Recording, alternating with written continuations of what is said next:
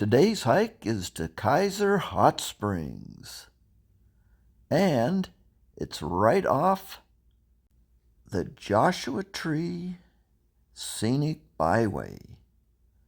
So not only do you get to the hot spring, but you get to drive by and see all these cool Joshua trees.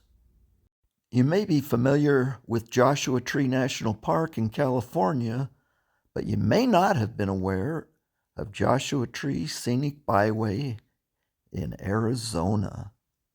Did you know that Joshua Tree got its name from early Mormon settlers?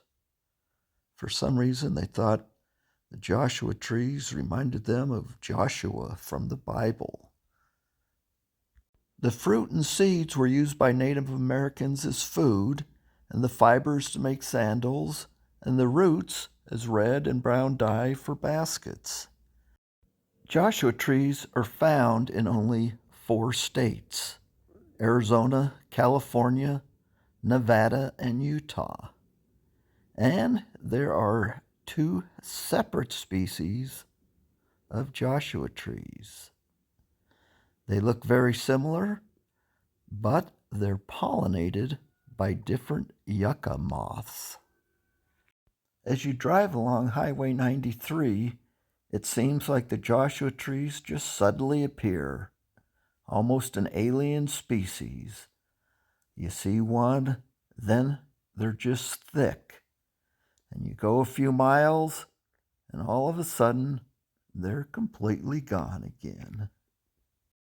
Joshua trees are a protected species, and typically they live for about 150 years. However, one tree in Joshua Tree National Park is estimated to be over 1,000 years old. Of course, they're not really trees, but a member of the yucca family. Of course, this wasn't the purpose of this trip. It was actually to find an arch in the middle of nowhere. Or should I say, next to nothing, as in Nothing, Arizona. Did you know there was a town called Nothing? Well, it's not much of a town anymore. This is pretty much all that's left of Nothing. Or I guess you could say there's really nothing in nothing. I guess there's really nothing more to say on that. At any rate, I headed out on 17-mile drive looking for a natural rock arch. I've seen spectacular pictures of it. I thought I'd kind of narrowed down where I could find it, and I began hiking. Scratched my legs up from the cat claw, found nothing, couldn't find the landmarks I was looking for, and decided rather than continue to hike across all this area looking for an arch that I'll probably never find, why don't I try to go a few more miles down the road to Kaiser Hot Springs? I'd seen that on the map when I was trying to find this arch. So I thought, let's head out there. Heading north on Highway 93, you'll pass the Burrow Creek Bridge before you come to the Kaiser Wash Bridge. It's approximately highway marker 135. But as soon as you cross that bridge, turn to your right, and there's a parking area there. You see where I parked. Hike under the bridge, and then you got to kind of climb down this little trail here into the wash, and just follow that wash.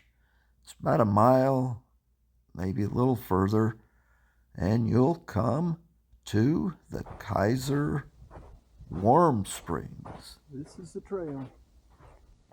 I say warm springs because the temperature of the water as it enters the spring is said to be 99 degrees. Nice temperature, but not really all that hot. I also see it listed under both names, Kaiser Warm Springs or Hot Springs, and the canyon, Kaiser Springs Canyon or Warm Springs Canyon. As you hike, you'll see a number of interesting sights, such as this little cave. You'll also see a number of caves up in the canyon, and you'll think, I ought to hike up there. But I'm too lazy. I still have a bad leg, and hiking's a challenge, and I already hiked looking for that darn arch. But there it is. The hot spring's actually that pool to the left, or in this case, look in the opposite direction, the pool to the right. Those other two little holes were dug by someone, and they put a tarp down there to try to hold the water in. But when I first arrived, there were some people there, so I hiked a little farther downstream. And as you go downstream, it's kind of cool because you get to where Burrow Creek and Kaiser Wash meet. Apparently, used to be quite the swimming hole there. But I didn't stay there long or really go down and explore it. I headed back up to the hot spring, and this time there was another family in there swimming. And they said, sure, I don't mind if you take our picture. So it gives a little perspective of the size of the spring. Kaiser Hot Spring isn't very big, and it's understandable why some people dug some other holes that the spring drains into to try to have more area where people could soak. But that doesn't sit very well with everyone. That gentleman I showed there, I call him kind of the steward of the hot spring. Says he's been going there for 45 years. He hauls out trash and tries to maintain the spring. That's what they lined these stupid pools with, and it's an environmental disaster that's going to happen because this floods every year, and already the tarps were all full of holes, tears. They're trying to make a second or a couple of extra pools. Yeah, of course. He brought his shovel, he removed the tarps, and plans to fill in those other areas. But as far as picture taking, not very well. Does about as good as Kelly. Those were a couple attempts. Got his thumb, and I don't know what he did on that one. Best just to take a selfie or try my 360 camera.